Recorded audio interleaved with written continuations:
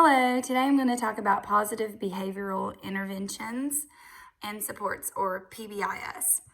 PBIS is an evidence-based three-tiered framework used to improve and integrate all of the data, systems, and practices affecting student outcomes every day in schools.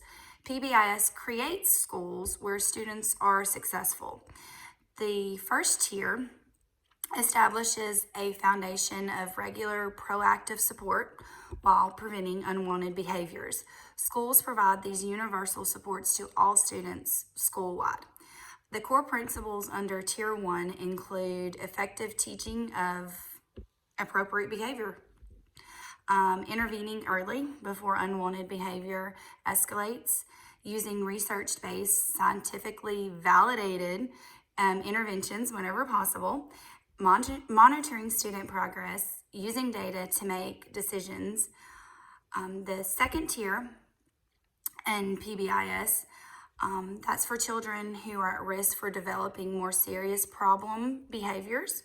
And before these behaviors get to that point, students are giving supports to help develop the skills they need to benefit from the core programs at the school.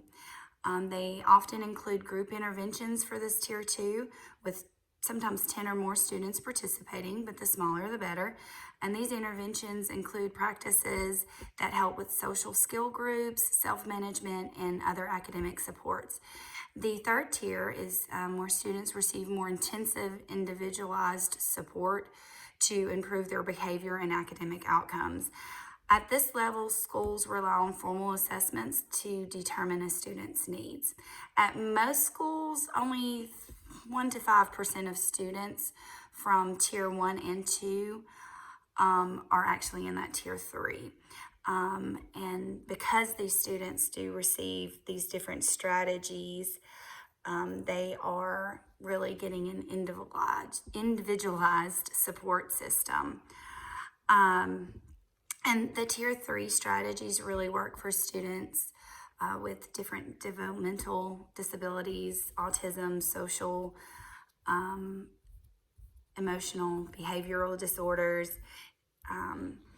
And as far as a professional development course of action for PBIS, first you have to look at and self-assess the district implementation, and then really look at your professional development capacity within your building and use assessment results to actually design a professional development plan action to implement this within your school, and then link the PBIS professional development action plan to the district to make sure that what you're trying to do with PBS actually aligns with what the district is wishing as well. And then just to, of course, go back and evaluate that protocol and that plan.